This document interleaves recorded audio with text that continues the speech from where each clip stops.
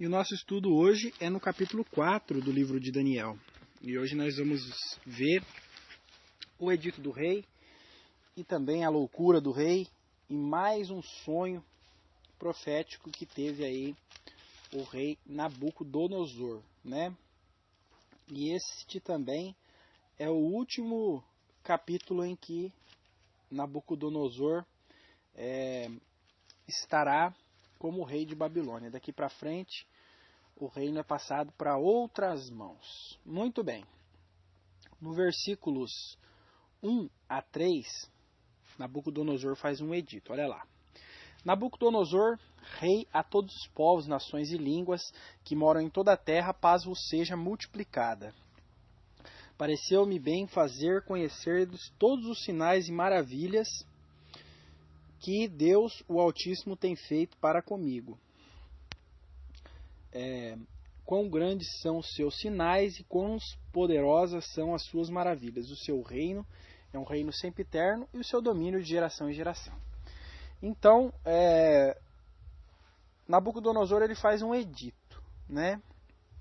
E diz que todos devem reconhecer o Deus de Israel, né? O nosso Deus Jeová, o Deus de Daniel, né? Por quê? Porque ele viu grandes maravilhas que foram praticadas aí pelo Deus de Israel, né? Ele viu os jovens sendo livres, sendo libertados da fornalha de fogo. Ele viu Daniel revelar os sonhos impossíveis aos outros adivinhadores e tal.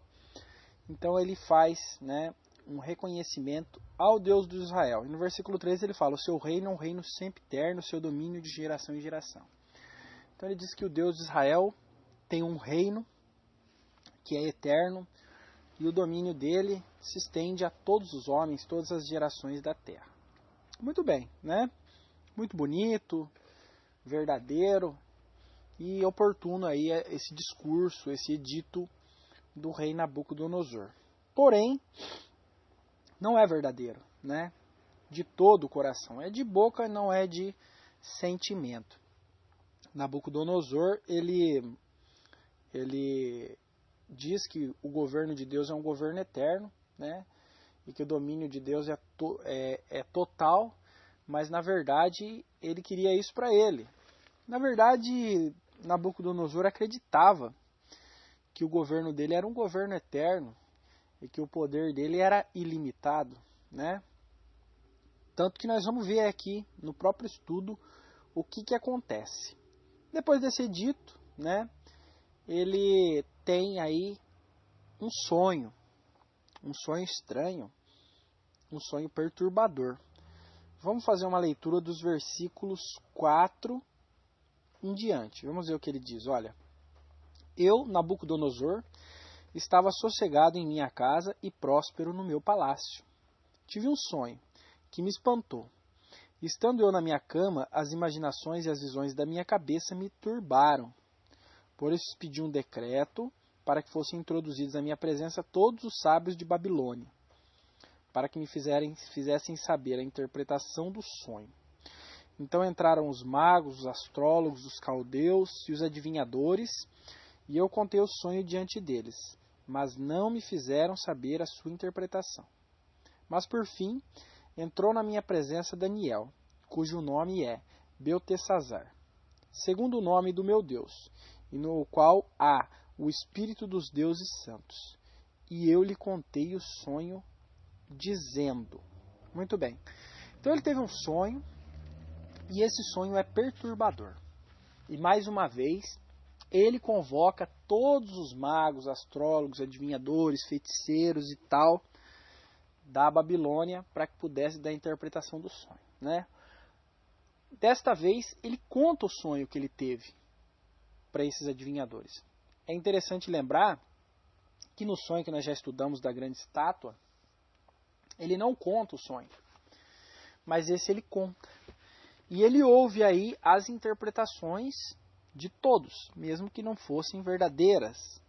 Mas, né, ele chama Daniel, né?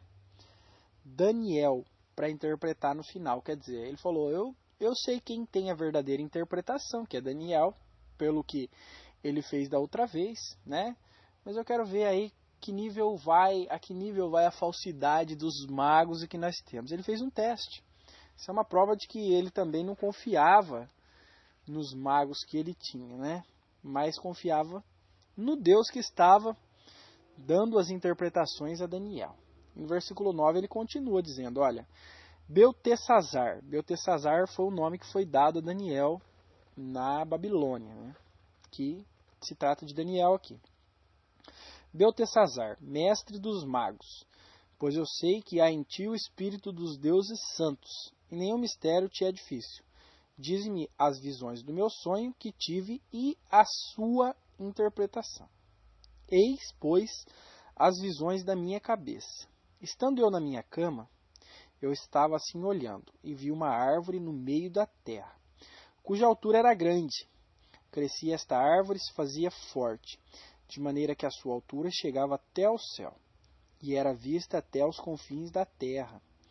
A sua folhagem era formosa, e seu fruto abundante, e havia nela sustento para todos. Debaixo dela os animais do campo achavam sombra, e as aves do céu faziam morada nos seus ramos, e toda a carne se mantinha dela. Estava vendo isso nas visões da minha cabeça, estando eu na minha cama, eis que um vigia, um santo, descia do céu, clamando fortemente e dizendo, assim, derrubai a árvore e cortai-lhe os ramos, sacudi as suas folhas e espalhai o seu fruto. Afugentem-se os animais debaixo dela e as aves dos seus ramos. Mas deixai-a na terra o tronco, com as suas raízes, atada com cadeias de ferro e de bronze na erva do campo, e seja molhado do orvalho do céu, e seja sua porção com os animais na erva da terra. Seja mudado seu coração, para que não seja mais coração de homem, e lhe seja dado coração de animal, e passem sobre ele 7 tempos. Esta sentença é por decreto dos vigias, e esta ordem por mandado dos santos, a fim de que conheçam os viventes que o Altíssimo tem domínio sobre todos os reinos dos homens, e o dá a quem quer, e até o mais humilde dos homens constitui sobre rei. Muito bem. Então ele conta aí a visão que ele teve, o sonho dele, né, para Daniel em detalhes, né? Então ele fala que é uma grande árvore que chegava até o céu, uma árvore muito bonita, né, muito grande. E essa árvore ela servia de alimento para todos os animais. Ela servia de alimento pelos seus frutos, né? Ela servia de proteção com a sua sombra, os animais viviam embaixo dela. Ela servia de ninho para as aves, né? E ela era uma árvore muito bonita. E era muita fartura envolvendo esta árvore. Muito bem, né? E ele vê isso, é um sonho bonito, né? Talvez sonhar com isso seria uma honra, né? Sonhar com uma árvore tão bonita dessa. Mas o que perturba ele é o que acontece depois, né? Ele fala que ele vê um vigia, um santo, poderia talvez ser um anjo. E esse anjo desce do céu e fala, derrubem a árvore, cortem os ramos, sacudam as folhas, espalhem aí o seu fruto, afugenta os animais de baixo e as aves do seu ramo, mas deixa o tronco com as suas raízes, atada com cadeias de ferro, de bronze e erva do campo, seja molhado do orvalho do céu e sua porção seja com os animais na terra. Então essa árvore é cortada, os animais são expulsos, os frutos são jogados fora, né? É uma coisa bem catastrófica aí.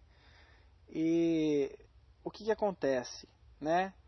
As raízes dela são presas com algemas de ferro, né? Bem difícil de entender, né?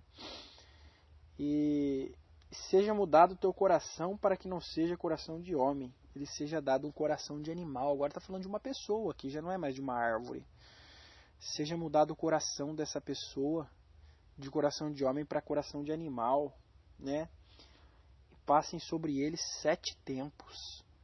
Bem difícil, né? De saber o que significa isso, né? realmente havia motivos de sobra aí para o rei estar, né, perturbado. Realmente aí tinha motivos de sobra para isso.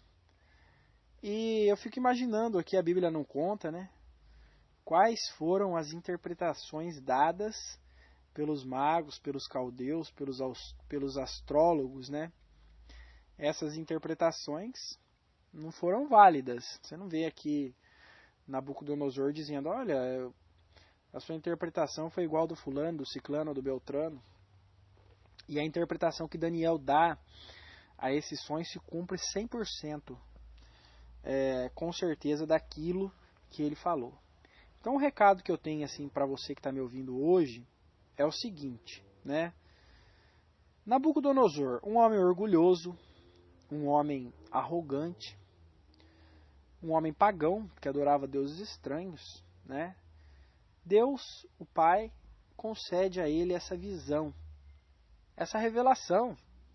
Deus revela a ele o que aconteceria no futuro, diretamente, né?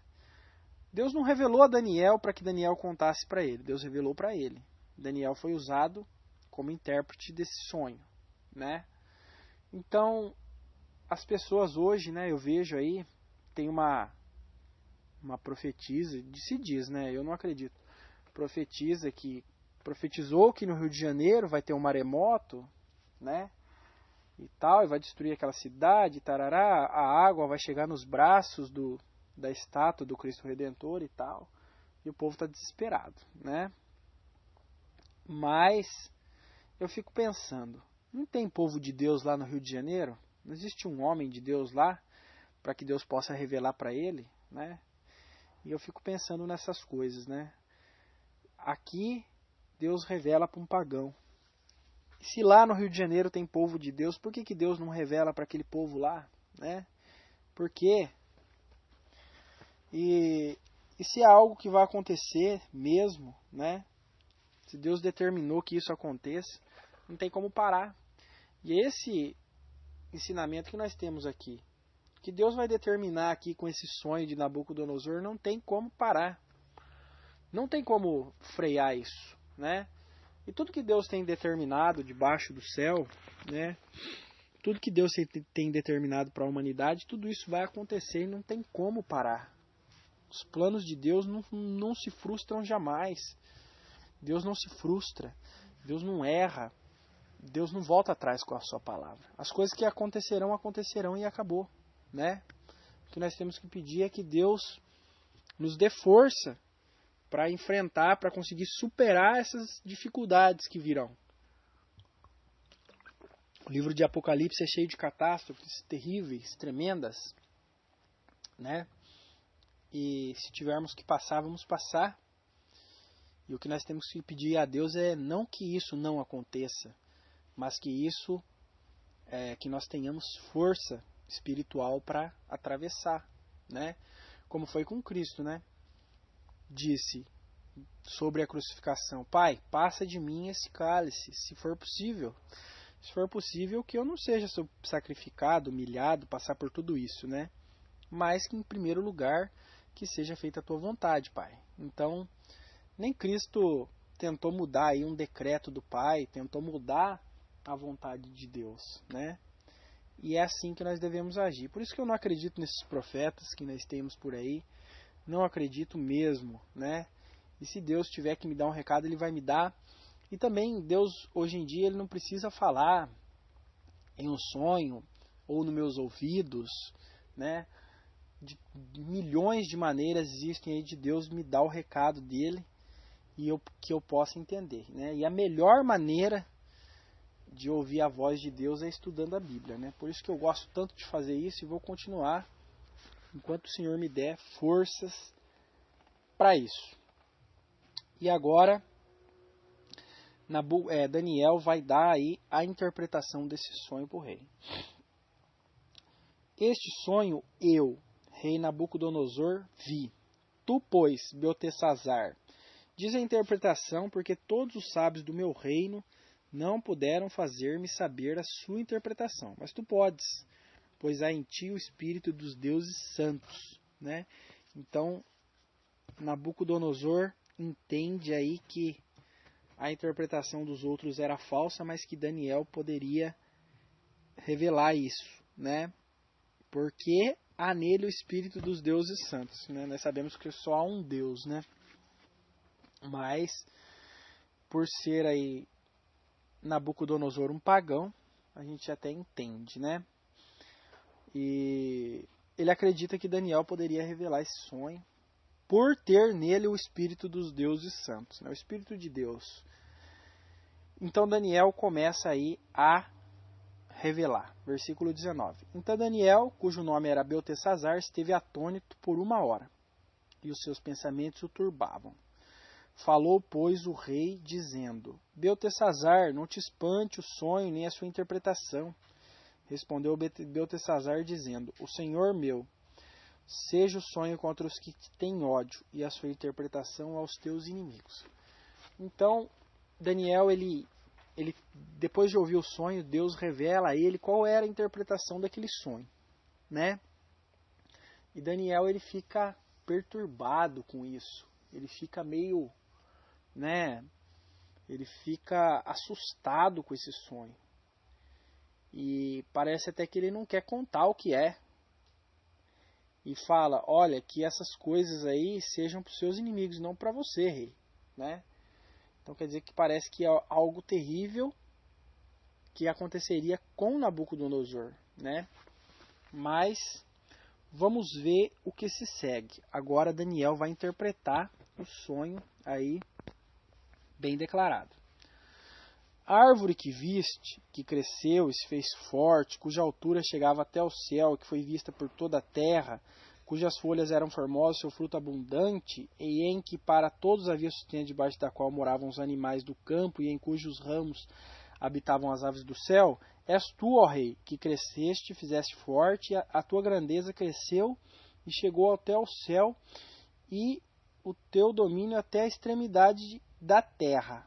Então aquela árvore representava aí Nabucodonosor, o reino dele, né? E realmente o reino da Babilônia podia se dizer, né, que era uma sombra sobre todos os outros reinos da terra, né? Ele dominava no mundo inteiro na época dele, né? Então essa era a sombra, ele cobria toda a terra, era uma árvore gigantesca para fazer uma sombra na terra inteira, né? Muito bem. E os animais que se alimentavam e as aves que faziam ninhos eram todas as nações, todas as cidades, vilarejos, todos os povos, né, que estavam embaixo daquele reino, daquele poder, daquele governo ali de Nabucodonosor, né? Então, essa é a interpretação da árvore. A árvore não se trata nada mais, nada menos do que dele. Se ele é árvore, é importante lembrar que essa árvore foi derrubada, né? E agora que a coisa começa a ficar feia pro lado dele. Versículo 23, olha lá. E quanto ao que viu o rei, um vigia, um santo, que descia do céu e dizia, cortai a árvore, e destruía, mas o tronco com as suas raízes deixai na terra, e atada com cadeias de ferro e de bronze na erva do campo, e seja molhado do orvalho do céu, e a sua porção seja com os animais do campo, até que passem sobre ele 7 tempos. Esta é a interpretação, ó rei, este é o decreto do Altíssimo que virá sobre o rei, meu senhor. Serás tirado dentre os homens, e a tua morada será com os animais do campo, e te farão comer erva como os bois, e serás molhado do orvalho do céu, e passar-se-ão 7 tempos por cima de ti, até que conheças que o Altíssimo tem domínio sobre o reino dos homens, e o dá a quem quer. Muito bem, então quer dizer que Nabucodonosor, ele seria cortado o reino dele. Olha só, né?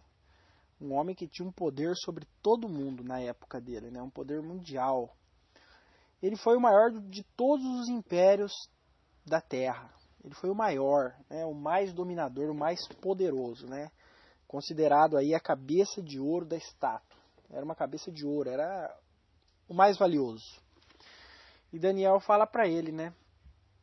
Que ele seria tirado de entre os homens. Quer dizer, ele moraria no campo com os animais, né?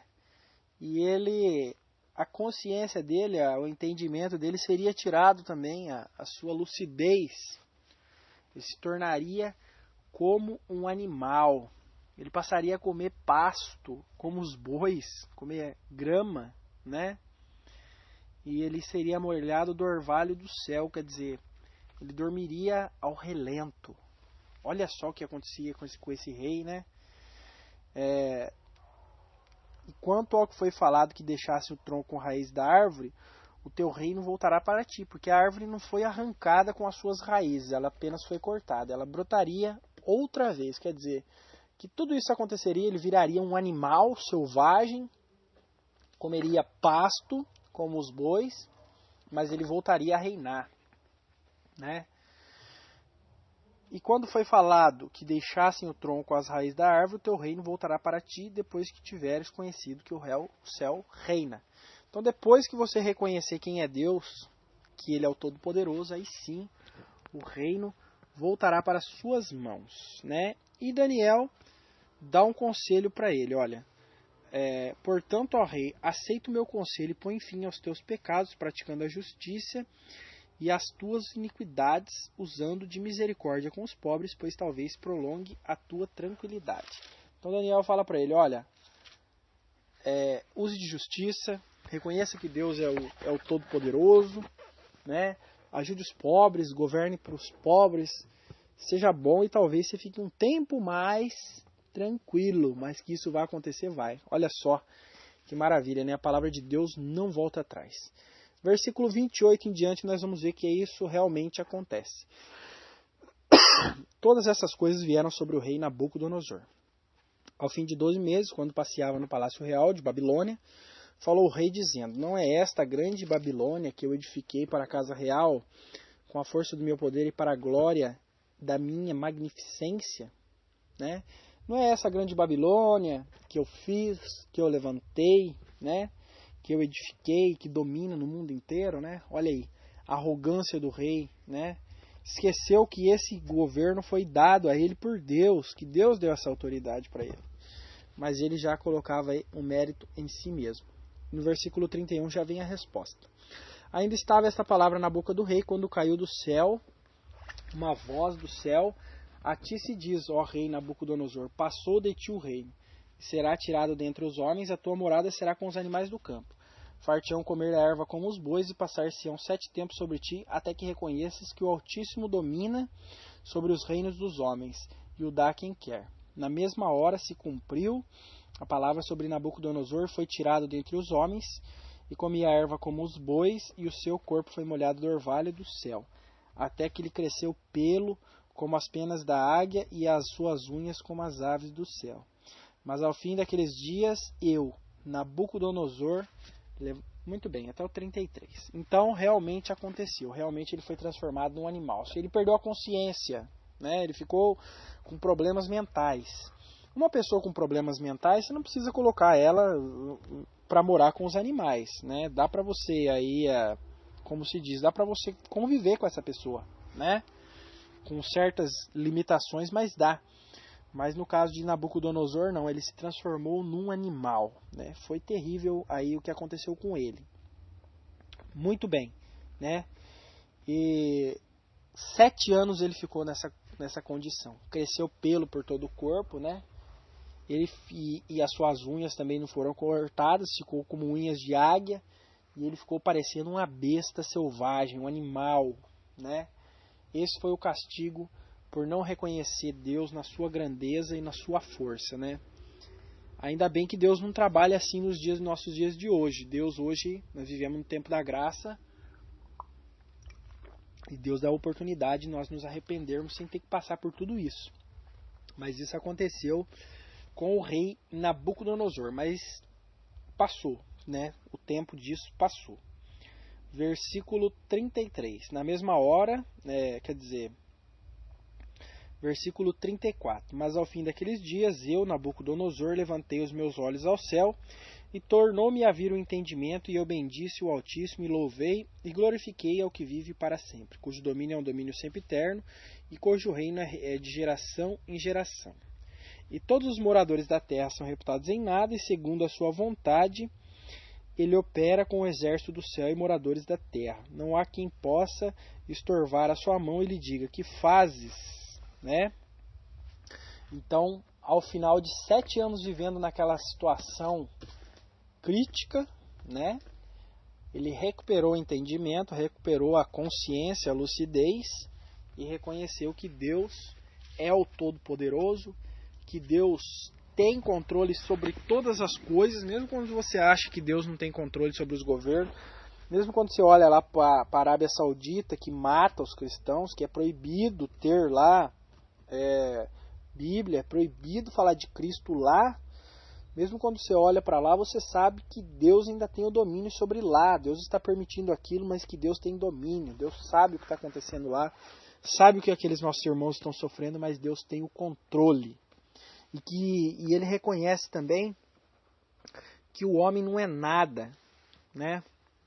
Ele fala, os moradores da terra são nada, né? E não há quem possa estorvar a sua mão.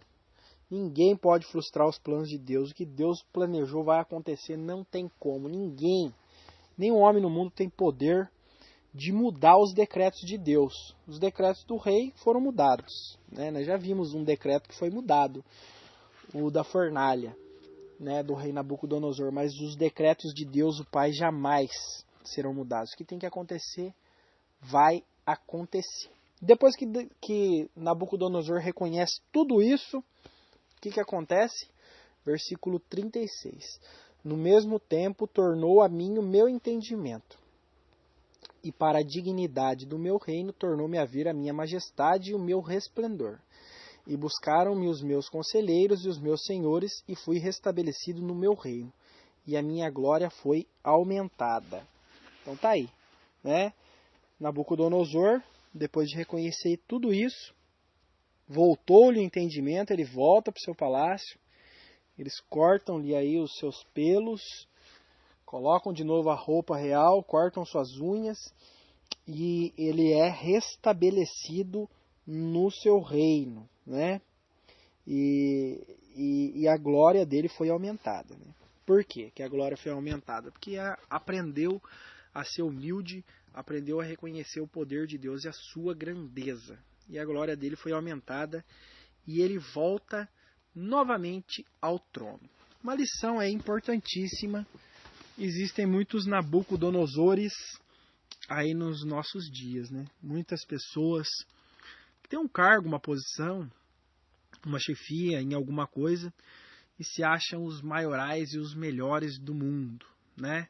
Cuidado, não se exalte, se humilhe, seja humilde, reconheça a Deus em todos os seus caminhos e Ele endireitará as suas veredas. Então que essa lição fique gravada nos nossos corações, né? Reconhecer a Deus é quem Ele é, dar-lhe a devida glória e honra que Ele merece, né? Se humilhar, porque Deus pode nos humilhar. Se nós nos humilharmos, Ele pode nos exaltar. Mas se nós nos exaltarmos, com certeza um dia Ele vai nos humilhar, né? Se não for nessa vida, vai ser na próxima. E no versículo 37, para encerrar o estudo. Agora, pois, eu, Nabucodonosor, louvo, exalço e glorifico ao Rei do céu, porque as tuas obras são verdade e os seus caminhos juízo, e pode humilhar aos que andam na soberba. E realmente agora Nabucodonosor reconhece o Deus de Israel. Não sei se Nabucodonosor se converteu, né? O livro aqui não ensina isso. Mas ele reconheceu a grandeza de Deus. Espero que ele tenha se convertido. Talvez no céu nós os encontraremos. E agora ele reconhece quem é Deus e ele é o Todo-Poderoso, e toda a honra e toda a glória seja dado ao nosso Deus. Obrigado por ouvir essa mensagem. Compartilhe aí os meus áudios, os meus vídeos. Me procure aí no Facebook e no YouTube. E vamos espalhar essa linda mensagem. Nosso Deus reina, eterno e soberano. Obrigado, até mais.